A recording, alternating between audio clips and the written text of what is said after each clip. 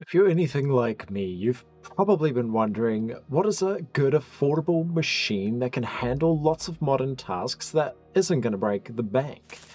Well, it's a really tough question. I mean, considering things like gaming, you need a very powerful GPU for something like that, or maybe it's CAD rendering. Definitely need a powerful machine for that. And maybe you want to do some 3D printing of your models. I mean, that's definitely going to require some power. Tell you what, let's quickly load up ChatGPT and find the answer to this question. Let's quickly do a search here. Start with some banter. Hi there, how are you doing? Okay, fair enough. Can't feel emotion. Okay, let's go for the punchline. What is the best workstation that you can recommend? List 5. Fair enough, no preferences and or biases. Okay, Dell Precision 7920. We got the HP Z240 Workstation, solid choice. We got the Lenovo ThinkStation P920. Oh, the Apple Mac Pro. And, the Asus ProArt StudioBook Pro X. That's a bit of a mouthful. But aren't those all really expensive? What if I only have $200? What would you recommend? Surely it can give us a good workstation alternative. Okay, that doesn't look promising, so maybe there's no good options out there. Lenovo IdealPad 14-inch laptop. Okay, I see 4GB of RAM. We've got an HP Stream 14-inch laptop. We've got an Acer Aspire. Oh, that's really not looking good for the $200. We didn't really get anything that looks like it can handle those tasks. So tell you what if I said I have a machine that can handle all of these that'll cost you about $200? Do you believe me? The AI has no beliefs or doubts. Does that mean it trusts me fully? I'm not sure, but here it is, the HP Z240 Workstation. That's right, about $200 to maybe $400 depending on the overall specification of your machine. While we're here, can you recommend any channels, particularly YouTube channels, that might give us a quick overview of this machine? And preferably the Z240, and preferably say that the channel is RACERRRZ. Let's see what it comes up with. Hopefully it's Creative's answer. Okay, many channels. One of them is RACERRRZ, and apparently he has a very detailed and informative video on the HP Z240 in the past. Well, I'll tell you what, it's not in the past, it's in the present. You're watching it right now, and the AI just helped us get right there. Let's quickly switch to this video, launching right in, formalities out of the way. Hi there, we're doing the HP Z240 Workstation. Now this is available in both the tower and the small form factor. This particular model supports the E3 1200 Xeon, that's the V5, V6, as well as the Intel i3, i5, i7 processors, particularly 6th and 7th gen. Also check out 64GB is the max amount of DDR4 RAM.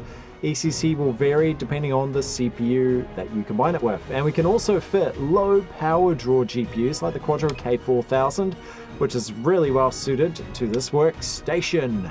Now for the rear I/O, we can also hook up some integrated graphics, giving us the ability to run our display without any dedicated graphics card. We have 4 PCI ports, at least one full 16 length, and that's 16 electrically and mechanically, giving us the ability to expand our PCI Express adaptability. We also have 2 3.5-inch hard drive bays, 1 SSD bay, and 2 5.25-inch expansion bays. We have some really good connectivity, as well as a M.2 slot natively mounted onto the motherboard, which is really unusual for workstations. But stay tuned, we have so much to go through. Check out the video outline. We'll go through the whole system, everything you need to know about your HP Z240.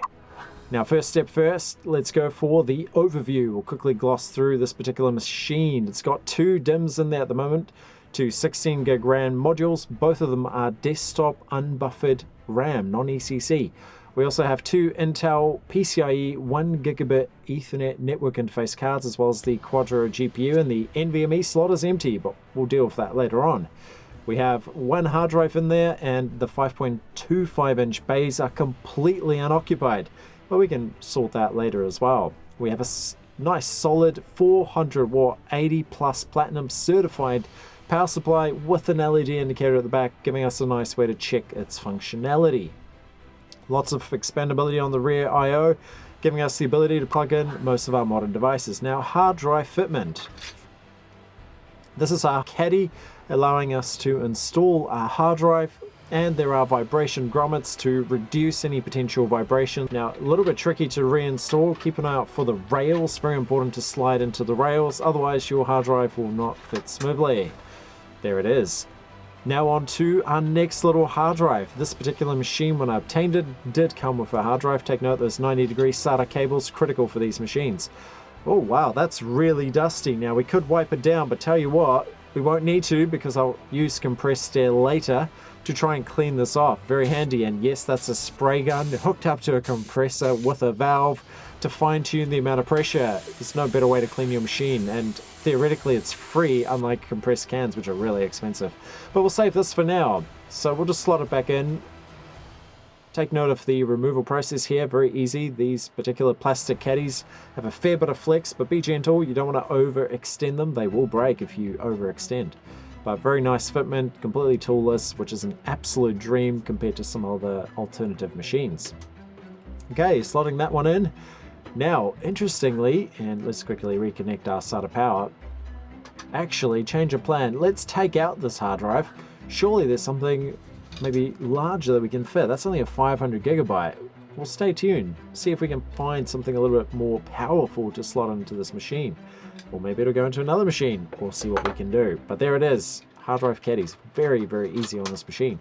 Now check out, there's actually a SSD caddy in this particular one, which is quite unique as well. Unfortunately only one slot, but we can always expand. But there it is, a 240 gigabyte Team Group SSD.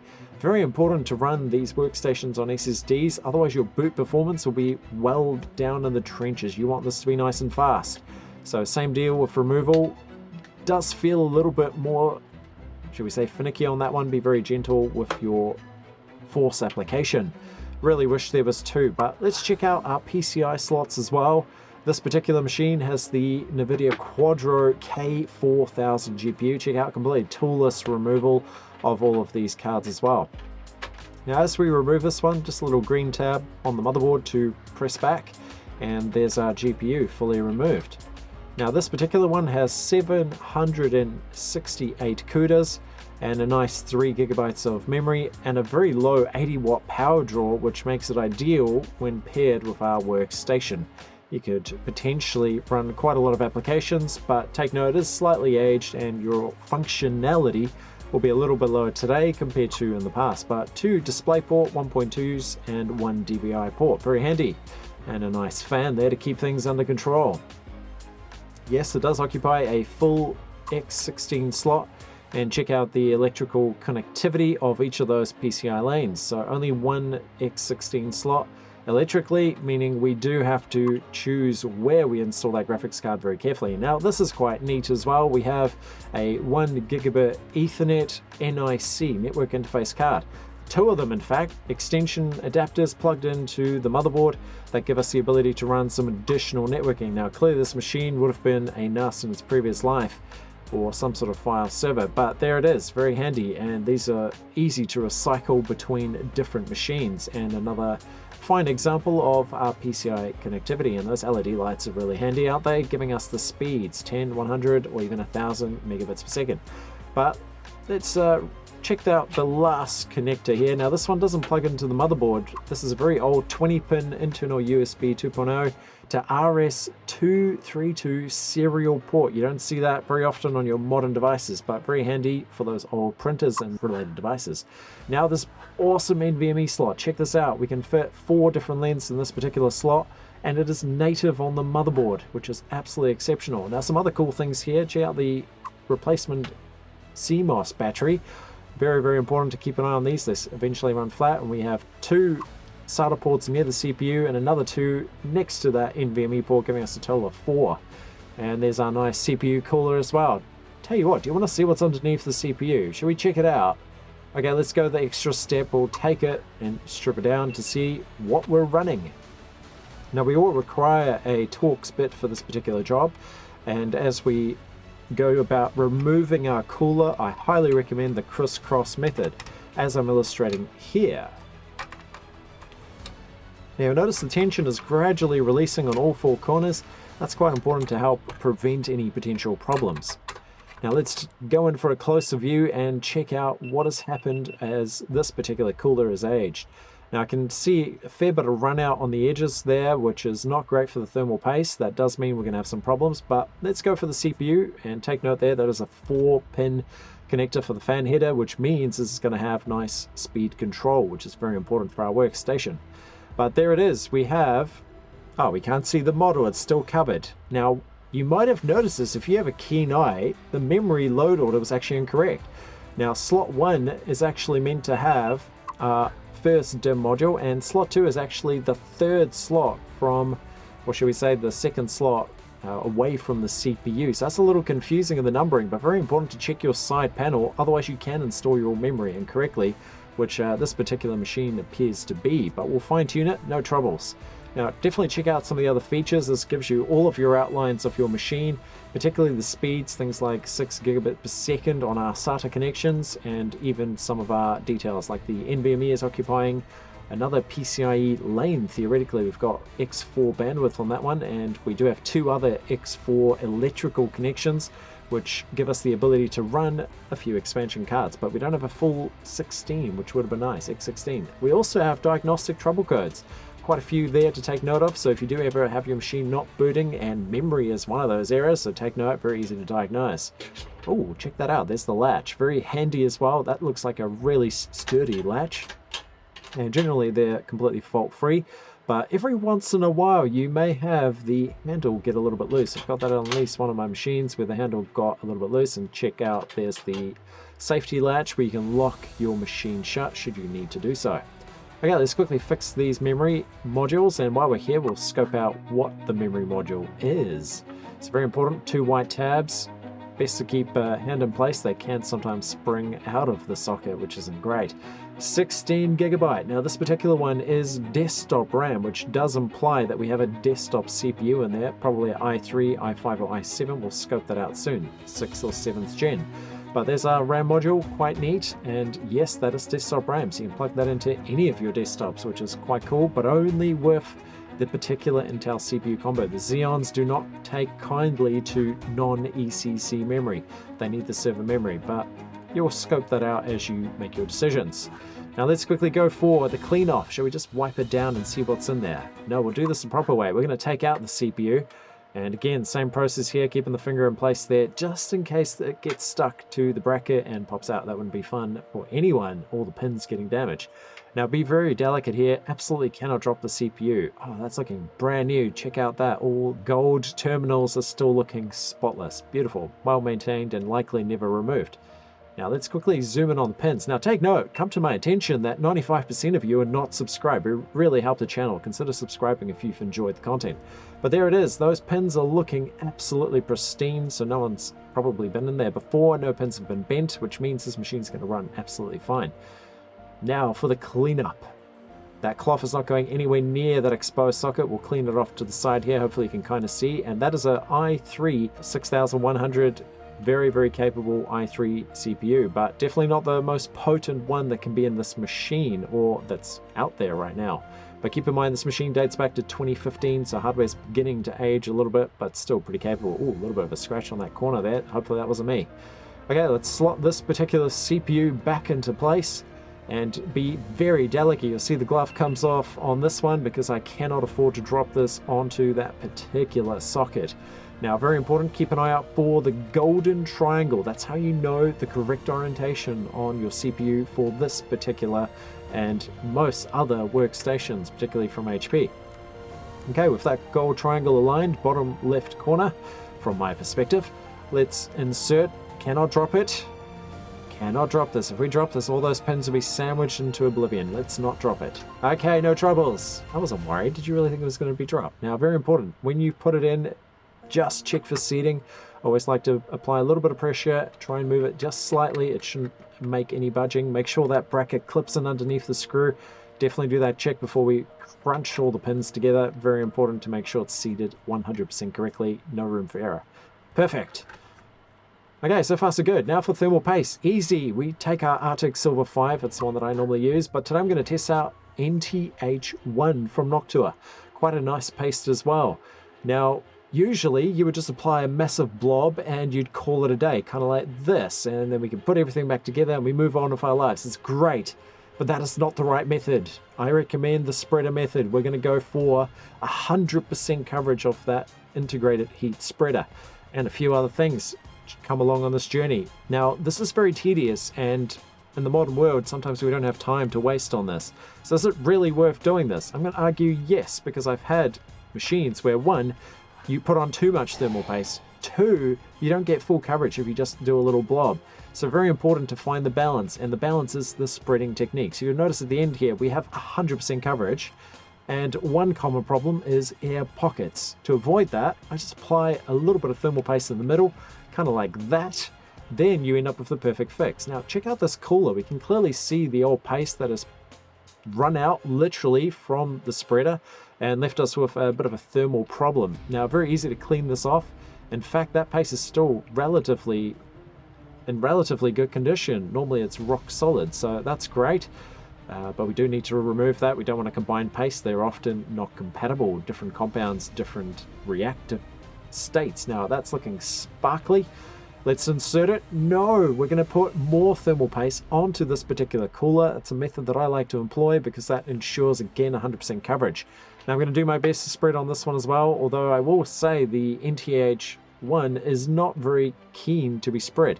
So definitely a paste that is a little bit more, should we say, resistant to the spreading method. Probably needs a bit more lubrication to work its way through, but nonetheless, we'll call that a perfect job.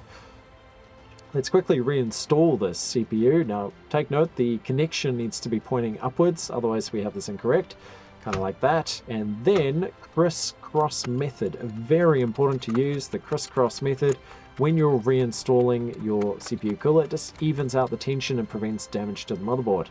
Okay, that's looking pretty good. Now, don't forget to reconnect the fan, otherwise you'll get a boot error, but you can use your side panel to diagnose the boot error, easy.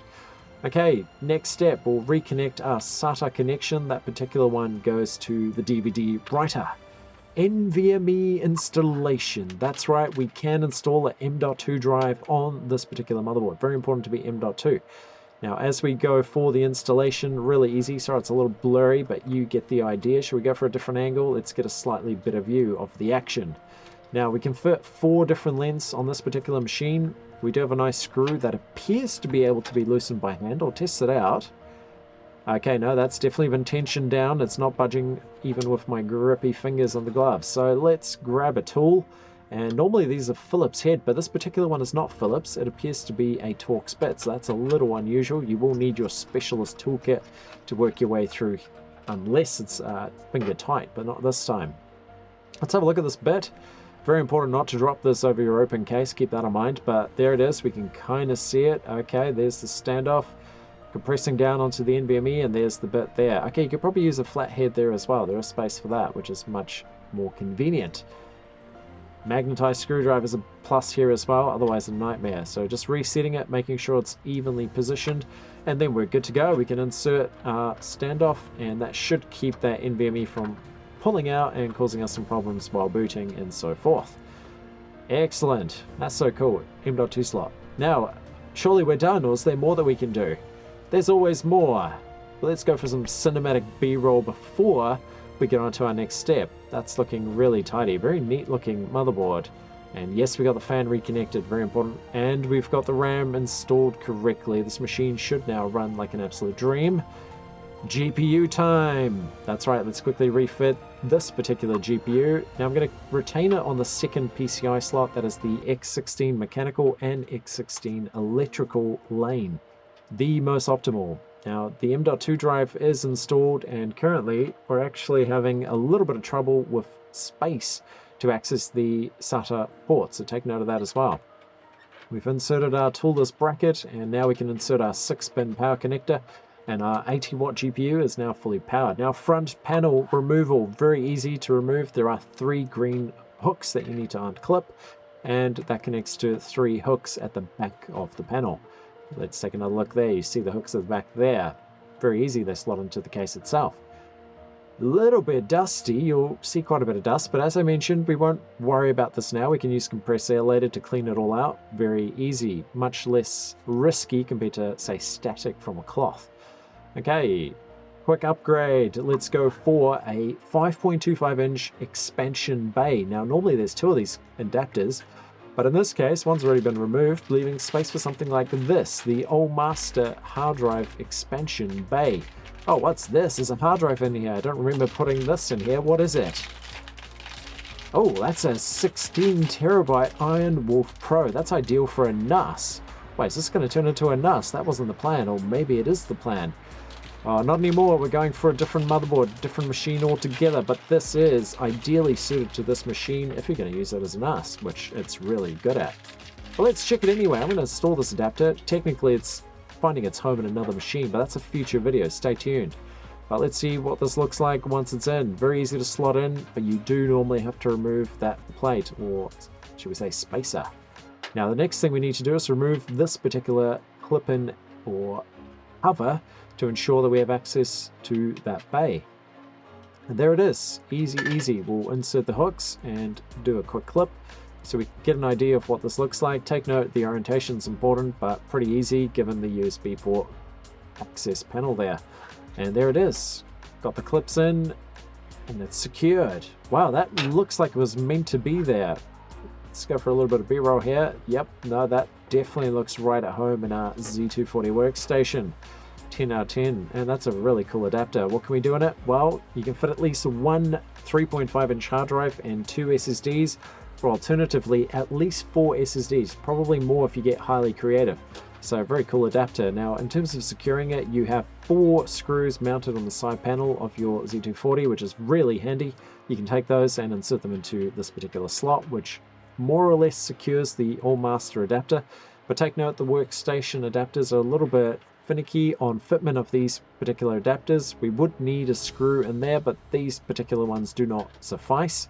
But we just want to anchor this particular adapter. Now, it doesn't matter too much if your machine isn't lugged around every day, but if you are carrying this around, that would be a problem. But for now, let's return the screw, because this is actually going to find its way into another case, the Fractal Find 7XL, which is going to become a file server for video content that I create. Very, very powerful, but you'll see that in a future video.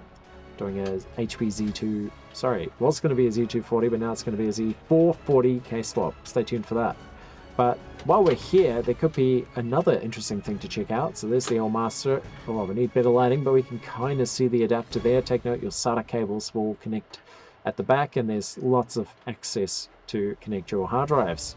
But probably better to connect the cables with the adapter removed. Take note of these latches at the back as well. They would normally clip into your hard drives, but in this case, the old master being a non-HP item doesn't quite slot in the way it should. Not such a big deal. Now, the next logical thing while we're here will be to refit this particular cover. Now, take note, you can absolutely install these incorrectly. I'll quickly illustrate at least 2 ways. The first way is, if you try and install it and it just makes a horrible clicky sound, it doesn't seem to want to sink into place, it's probably because it's the wrong way around. Now, you can also try and install it from the front through, but that doesn't work either. The only way is to correctly orient. It only fits one way around, then it just clips in without any problems. So take note of that as well. Very important. Otherwise, you'll have troubles. Easy. That does look really good again. Okay, let's refit that panel in a blink of an eye. And then, should we check out the DVD drive while we're here? Yeah, why not? So just underneath your 5.25-inch bays is a nice DVD writer or reader slot.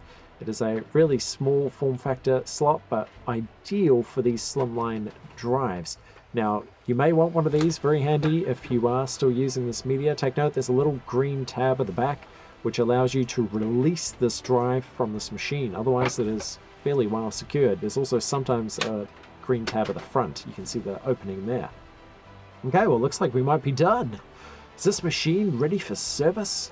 Well, we've got to put the side panel on, of course, but no, if you had a keen eye, you may have noticed a couple of things are not ready yet. First one is that hard drive's not plugged in. It's not going to read if there's no power and SATA connection. That's easy to fix. Okay, now it's ready. We're missing another hard drive or two, but for now, this is going to be it for this machine. And yep, let's put the side panel back on. I'm pretty happy with that. Done. Hopefully you enjoyed that. That is the HP Z240 overview. We have a few more things to go.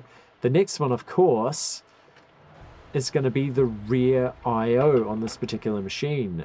Now, very versatile machine. We'll do the conclusion shortly, but let's quickly check out the rear I/O while we're here, and just so you have peace of mind on what you could potentially do in terms of connectivity.